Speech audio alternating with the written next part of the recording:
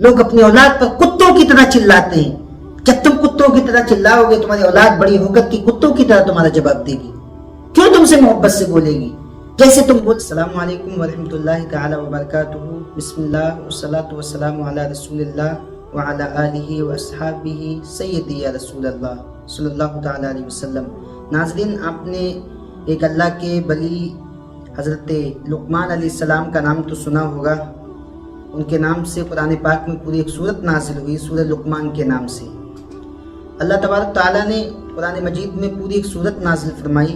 حضرت لقمان حکیم کی جو اللہ رب العزت نے ان کو حکمت عطا فرمائی، اس کا ذکر اللہ پاک نے قرآن میں فرمایا. حضرت لقمان علیہ السلام کی جو حکمت ہے اور آپ نے اپنے بیٹے کو جو نصیحت فرمائی، یہ بڑی مشہور گفتگو ہے، بڑی مشہور گفتگو ہے. اور اس میں ہمارے اور آپ کے لیے بہت اہم کردار اور بہت نمونہ عمل ہے. آپ دیکھیں کہ قرآن کریم نے کس انداز میں اس بات کو بیان فرمایا. حضرت لقمان حکیم اپنے بیٹے کو نصیحت کرتے ہیں. کیا کہتے ہیں؟ وَإِذْ قَالَ لُقْمَانُ لِابْنِهِ وَهُوَ يَعِظُهُ. حضرت لقمان علیہ السلام اپنے بیٹے کو نصیحت کرتے ہیں. نصیحت کرتے ہوئے کیا کہتے ہیں؟ یا بنی لا تشرک باللہ. آپ کو میں گناتا جاؤں گا، آپ گنتے جائیں کہ کتنی نصیحتیں آپ نے فرمائی. قرآن کریم نے کتنی نصیحتوں کا ذکر فرمایا. ایک ایک نصیحت میں اتنی عظیم حکمت ہے کہ انسان اگر اپنی زندگی میں ان نصیحتوں کو اپنا لے تو ضرور وہ دنیا میں بھی کامیاب رہے گا اور آخرت میں بھی کامیاب رہے گا. سب سے پہلی نصیحت کیا فرمائی؟ فرمایا یا بنی لا تشرک باللہ ان الشرک لظلم عظیم. فرمایا اے بیٹے، اللہ کے ساتھ کسی کو شریک مت ٹھہرانا. کیوں؟ کیونکہ شرک سب سے بڑا گناہ ہے. ان الشرک لظلم عظیم، سب سے بڑا ظلم ہے، سب سے بڑا گناہ شرک ہے. ایک حدیث پاک میں اس بات کی وضاحت ہوتی ہے. آقا علیہ السلام نے فرمایا صحابہ کرام سے، الا اخبرکم باکبر الکبائر، اے میرے صحابہ کیا میں تمہیں سب سے بڑے گناہ کے بارے میں نہ بتاؤں؟ صحابہ کرام نے عرض کیا رسول اللہ بتائیں کون سا وہ گناہ ہے جو سب سے زیادہ بڑا ہے، سب سے عظیم گناہ ہے؟ حضور نے فرمایا الاشراک باللہ، اللہ کے ساتھ کسی کو شریک ٹھہرانا سب سے بڑا گناہ ہے. اس کے بعد فرمایا والعقوق للوالدین، اپنے والدین کی نافرمانی کرنا، یہ دوسرے نمبر پہ آتا ہے.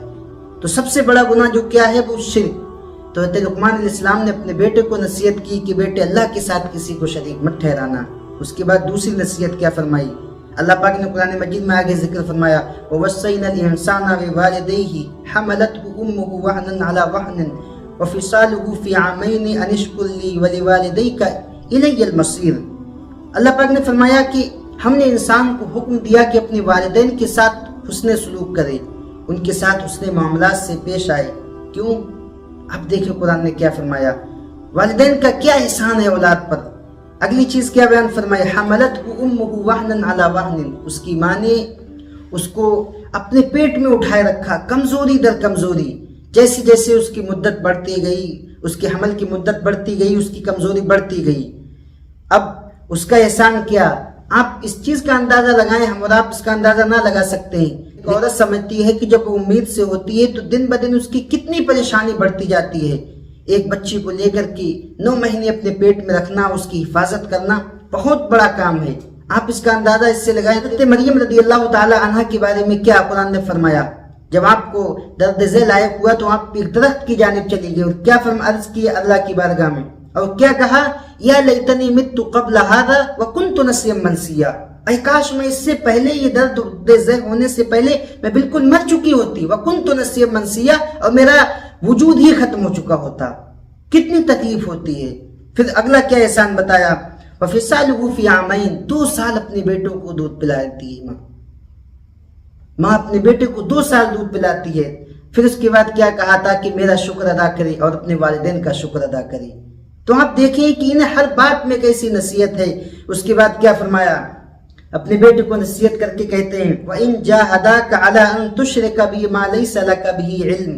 لیکن ایک چیز یاد رہے، والدین کی محبت، ان کے ساتھ الفت، ان کے ساتھ اچھے کردار سے پیش آنا ایک دوسری چیز ہے. لیکن وہیں جب شریعت کی بات آئے تو شریعت کی نافرمانی برداشت نہیں کی جائے گی. اگر وہ کہیں کہ بیٹا نماز مت پڑھو، نہیں، آپ کی فرما برداری اپنی جگہ ہے، لیکن اس سے کوئی کمپرومائز نہیں ہو سکتا کہ ہم اللہ کی عبادت چھوڑ دیں یا اللہ کو ایک ماننا چھوڑ دیں، اس کی توحید کو ماننا چھوڑ دیں، رسول کی رسالت کو ماننا چھوڑ دیں. نہیں، کسی معاملے میں جس میں اللہ رب العزت کی نافرمانی ہو اس میں والدین کی اطاعت نہیں۔ تو قرآن نے کیا فرمایا؟ فرمایا وَإِن جَاهَدَاكَ عَلَىٰ أَن تُشْرِكَ بِي مَا لَيْسَ لَكَ بِهِ عِلْمٍ، اگر والدین یہ کوشش کریں کہ جس چیز کا تجھے علم نہیں اس میں میرا یہ شریک ٹھہرانے کو بولیں، فَلَا تُطِعْهُمَا، تو ان کی اس بات میں اطاعت مت کرنا، اس بات میں ان کا کہنا مت ماننا۔ وَصَاحِبْهُمَا فی الدنیا، دنیا میں ان کے ساتھ اچھے سے مصاحبت اختیار کرنا، اچھے سے ان کے ساتھ برتاؤ کرنا۔ پھر اس کے بعد اگلی نصیحت کیا فرماتے ہیں؟ حضرت لقمان حکیم اگلی نصیحت اپنے بیٹے کو کیا فرماتے ہیں؟ آپ فرماتے ہیں یا بنیا، آپ انداز دیکھیں اپنے بیٹوں کو سمجھانے کا، کس طرح سے پیار میں بنیا کا مطلب ہے بہت پیار میں جب انسان اپنے بیٹے کو بلاتا ہے، اس کی تصغیر بناتا ہے، تصغیر کے ذریعے سے پکارتا ہے یا بنیا، کہتے ہیں اے میرے پیارے بیٹے، اے میرے چہیتے بیٹے۔ اس کے بعد جب نصیحت کرے، یار یہ ہمیں ایک معاشرہ ملتا ہے، یہ ہمیں ایک یہاں سے کردار ملتا ہے، ایک درس ملتا ہے کہ ہم اپنی اولاد کو نصیحت کریں، اس کو سمجھائیں، تو سمجھانے میں ہم کیا اعلیٰ سے اعلیٰ کردار اختیار کریں، ایک محبت اور نرمی والا کردار اختیار کریں۔ تو حضرت لقمان علیہ السلام کیا کہتے ہیں؟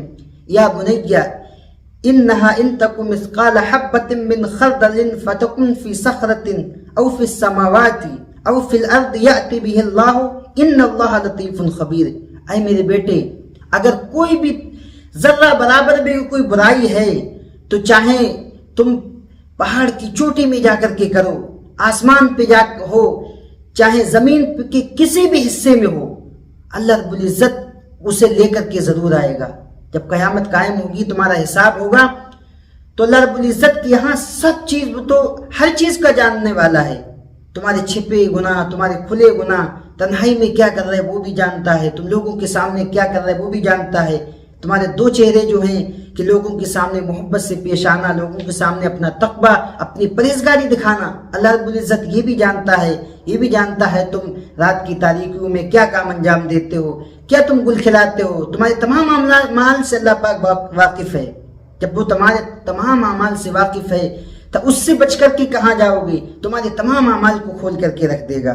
یہ نصیحت، اگلی نصیحت کیا فرمائی؟ فرمایا بنیا، بار بار اس لفظ کو دوہرا دے، اے میرے پیارے بیٹے، اے میرے چہیتے لاڈلے، اس میں محبت کا اظہار ہو رہا ہے۔ کیا فرمایا؟ یا بنیا اقیم الصلاۃ، نماز کا حکم دیا، میرے بیٹے نماز قائم ضرور کرنا، نماز کا حکم دیا کہ بیٹے نماز قائم کرنا۔ کیوں؟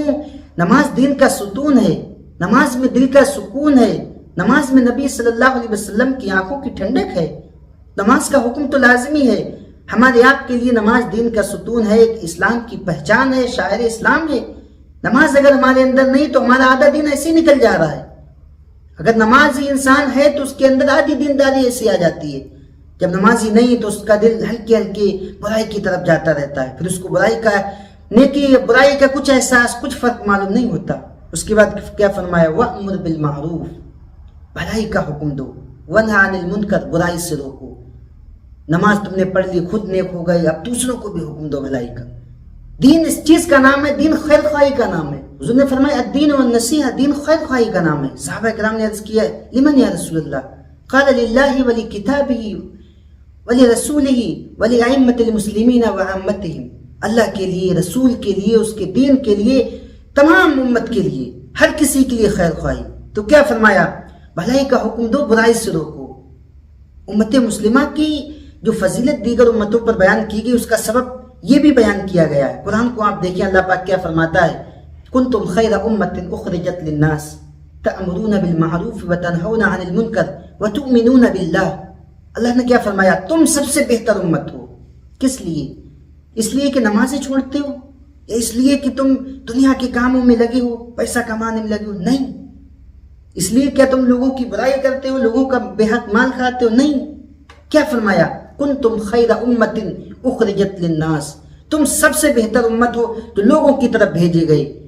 کنتم خیر امت اخرجت للناس تأمرون بالمعروف، لوگوں کو بھلائی کا حکم دیتے ہو، انہیں اچھی باتوں کی طرف بلاتے ہو، وتنہون عن المنکر، بھلائی کا حکم دیتے ہو اور برائی سے روکتے ہو، برے کاموں سے روکتے ہو، خود بھی روکتے ہو، دوسروں کو بھی روکتے ہو۔ تو دین کس چیز کا نام ہے؟ خیر خواہی۔ خیر خواہی کا یہی مطلب ہے خود بھی گناہ سے روکیں، دوسروں کو بھی گناہ سے روکیں، اور خود بھی نیک کام کریں، دوسروں کو بھی نیک کام پر آمادہ کریں۔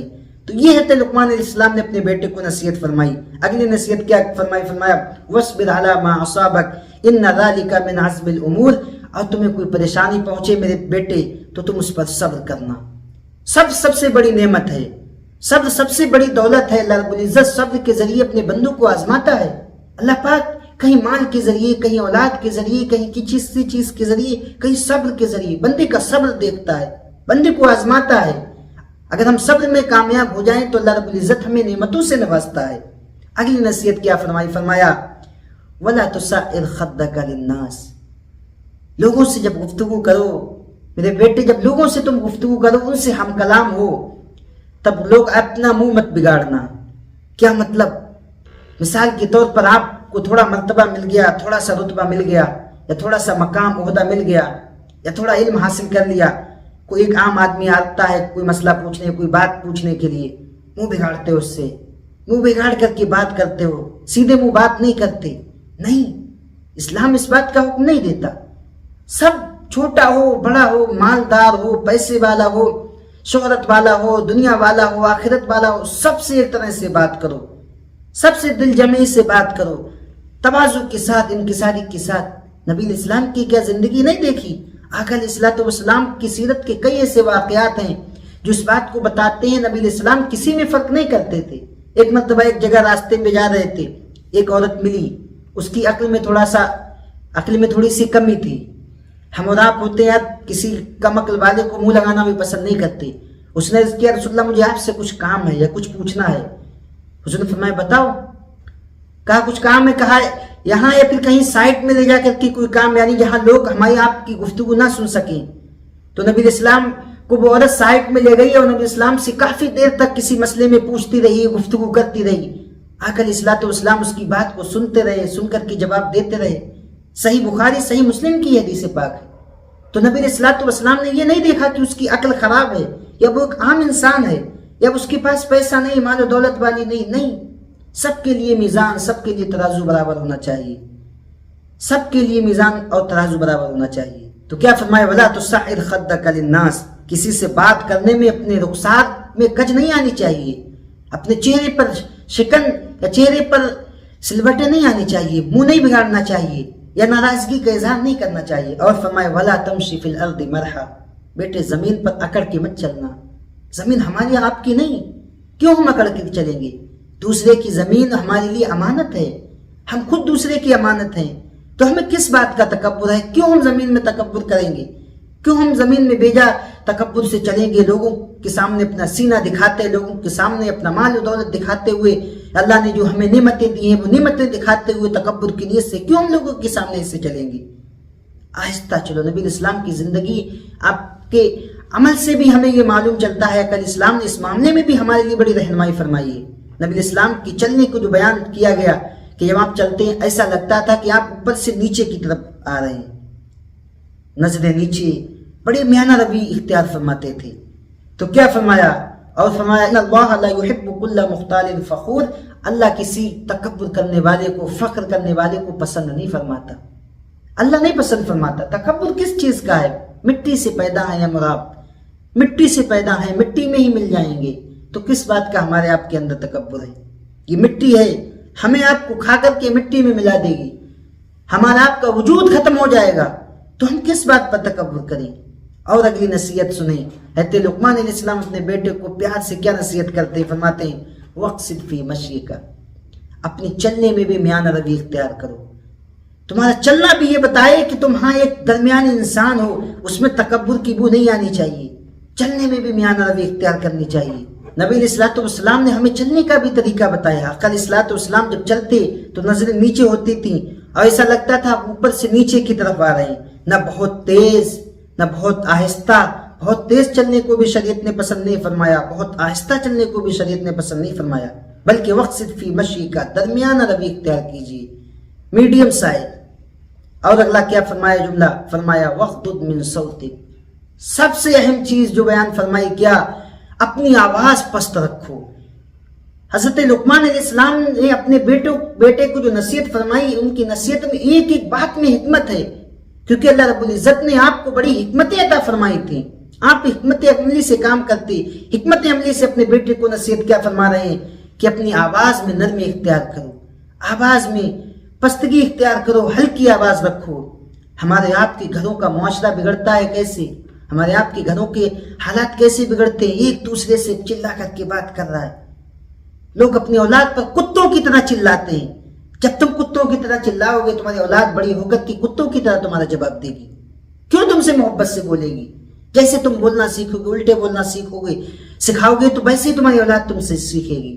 اپنے گھر کا ماحول بنانا ہے تو آج ہی بات یاد کر لو، اپنے گھر کا قانون لگا دو اپنے گھر میں کہ آج سے ہمارے گھر میں کوئی بلند آواز سے بات نہیں کرے گا، کوئی چیخ کر کے نہیں بولے گا، کوئی کسی پر ناراض ہو اچھی بات ہے، ناراض ہو بولے گا آہستہ، کوئی کسی سے غصہ ہے بولے گا آہستہ، کسی نے کوئی کام بگاڑ دیا ٹھیک ہے غلط کیا لیکن آہستہ سمجھاؤ، آہستہ بولو۔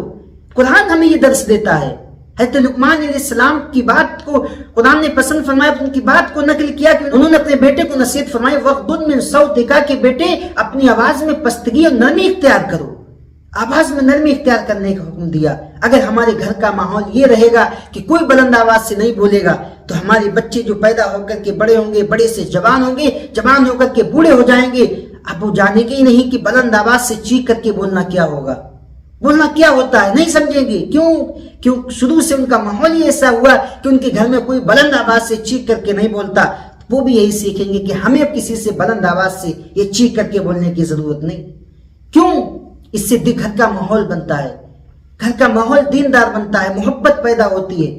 آدھی باتیں انسان وہی بات جو ہوتی ہے کہ انسان آرام سے کہے، وہی بات چیخ کر کے کہے، اس کا بہت الٹا اثر پڑتا ہے، ہر چیز کا ایفیکٹ الگ الگ ہوتا ہے۔ اگر انسان کی زبان جو ہے، اسی زبان کے ذریعے انسان دوسروں کے اندر اپنے دل میں جگہ پیدا کر سکتا ہے، دوسروں کے دلوں میں اپنے لیے جگہ پیدا کر سکتا ہے، اسی زبان کے ذریعے دوسرے کو دلوں کو گھائل بھی کر سکتا ہے، بلکہ اپنے لیے دوسروں کے دلوں میں نفرت پیدا کر سکتا ہے۔ کیسے؟ یہی زبان ہوتی ہے انسان کی، یہی زبان ہے جو ہمارے لیے جنت اور جہنم کا راستہ بنتی ہے۔ حدیث کا مفہوم ہے، جہنم میں جانے کا بھی سبب ہے، جنت میں بھی جانے کا بھی سبب ہے۔ تو ہم چلنے میں بھی پھر مثال دے کر کے کیا فرمایا، ان انکر الاصوات لصوت الحمیر، سب سے بدتر، سب سے بری آواز، سب سے ناپسندیدہ آواز گدھے کی آواز ہے۔ گدھا بھی چیختا ہے لیکن اس کی آواز میں کوئی سر نظر آتا ہے، اس کی آواز میں کوئی حلاوت نظر آتی ہے، کوئی مٹھاس نظر آتا ہے؟ نہیں۔ تم بھی اپنے اولاد پر ایسے گدھوں کی طرح چیخو گے تو تمہاری اولاد بھی گدھوں کی طرح تمہیں جواب دے گی۔ گھر کا ماحول کیسے بنے گا؟ ایسے نہیں بنے گا پیارے، اپنے اندر نرمی پیدا کرنی ہوگی۔ تو حضرت لقمان علیہ السلام نے کیا نصیحتیں فرمائی اپنے بیٹوں کو، کیا نصیحت فرمائی اپنے بیٹے کو؟ حضرت لقمان علیہ السلام نے جو نصیحت اپنے بیٹے کو فرمائی، اس میں ہمارے لیے درس عبرت ہے۔ وہی چیز نبی علیہ السلام نے اپنی حیات طیبہ میں عملی جامہ پہنا کر کے، عملی کام دیکھ کر انجام دے کر کے ہم کو بتایا کہ لوگوں سے بات کرنے میں، لوگوں کے ساتھ معاملہ کرنے میں یا لوگوں سے بات چیت میں اس طرح سے نرمی اختیار کرنی چاہیے، اور کسی بات میں تکبر نہیں کرنا چاہیے، لوگوں سے محبت سے پیش آنا چاہیے۔ نبی علیہ السلام کی زندگی کو اگر آپ دیکھیں، چلتا پھرتا قرآن ہے۔